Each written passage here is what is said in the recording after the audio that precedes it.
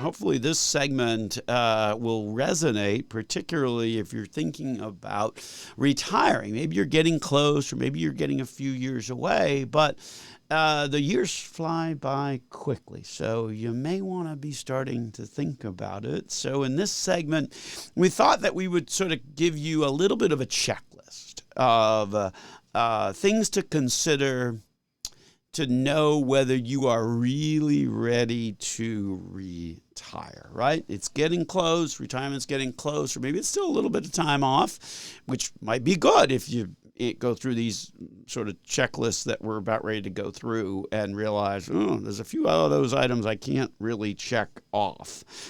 Because when it comes to retirement, there's just a host of questions. And it's so far beyond, do I have the right number? I think people think about retirement and say, the goal is just to get to a particular number, and that's fine. You got to have a number in order to be able to retire. But it's really also questions about, where's my paycheck going to come from? What about taxes? What about healthcare? What are we going to do about all of that? So we thought we'd put together this little checklist to gauge retirement readiness. So ask yourself these questions if you're approaching or getting close to retirement. First, and boy, this is a common theme on the program, particularly when we start to talk about the B word, that would be budget.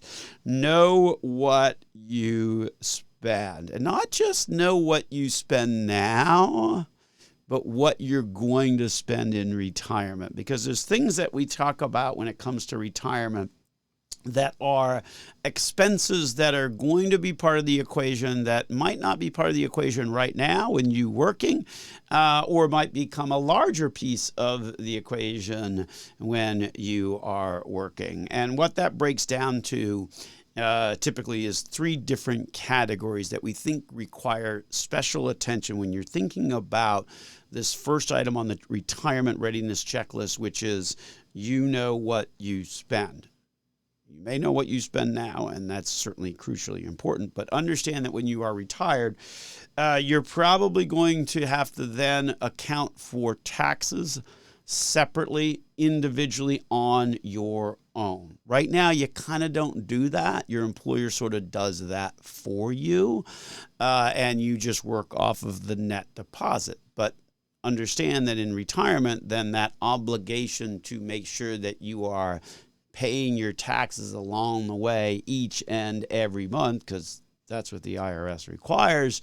Make sure that obligation is getting met, which then changes a pretty big line item on how you are spending money, because some of that money that you're spending, you got to send off to Uncle Sam. So that's number one. Number two, of course, is healthcare, right? If you are working, maybe your employer is covering that cost, or maybe they're covering a chunk of that cost.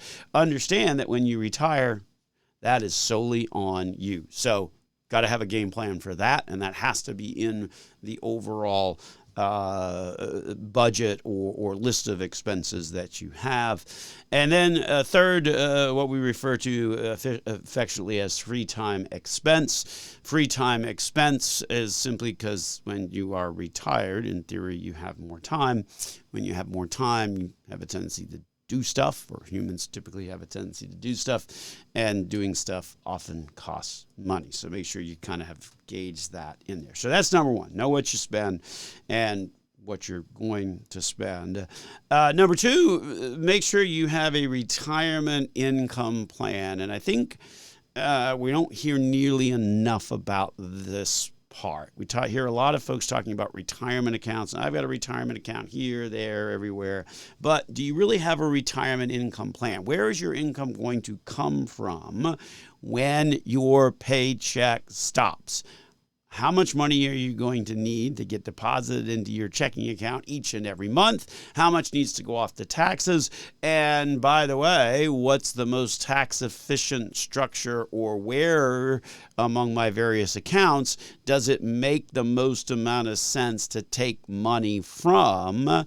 in order to make sure that things are operating as efficiently as they can. Folks, that's called a retirement income plan. And it's crucially important to have one of those, not just retirement accounts. One of the biggest items of income in retirement, of course, is Social Security. So this kind of goes hand in hand with that retirement income plan. Know what those options are. There are implications. You can start to collect it as early as 62.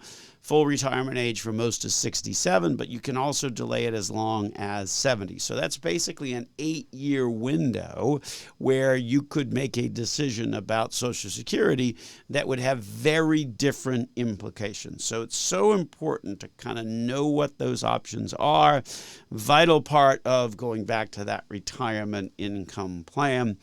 And then I think we're up to number 4. Make sure you have a withdrawal strategy that considers taxes. This one's crucially important, and I'll tell you, as the tax code gets more and more complicated, and it doesn't get easier every year, it just gets more and more complicated, the value of having an actual tax return projection is crucially important. It's not enough to be like, just withhold 20% for taxes or just withhold 10% for taxes, because there can be so many different ripples that can occur on one's tax return in any given year. It's important to ultimately run an actual tax return projection. That's very different than just going with a particular set number, because you need to make sure that you are withholding the right amount, because if you don't, then you're hit with interest and penalties when it comes time to pay your taxes, because we have a tax system in this country that is geared to paying as you go, which means that the IRS likes to see money coming in each and every month from you to cover your tax liability. So make sure you're taking the time to do an actual tax return projection. Next up is what we were talking about a little bit earlier, the health insurance stuff, right? Health insurance and healthcare costs. How much is that going to be? Where is that going to come from? Where are you going to be making that payment and taking money out to cover that? And then back to the conversation earlier in the program about cash and needing to hold cash for emergencies, short-term needs, things like that. Yeah, the same thing applies in retirement as well. So make sure you have enough cash, enough liquidity, if you will, that ultimately prepares you for surprises and what those short-term, more immediate needs to be. And then no discussion about retirement readiness isn't going to include a discussion about your investment allocation. Make sure that that matches not just what you need to have from a return perspective, but also the emotional component that comes with having investments in the first place. We got a few more on this list as well, some actually pretty important ones that we've yet to talk about on our retirement readiness checklist. So stay tuned with us through the break here on Dollars and Cents with Joel Garris of Nelson Financial Planning.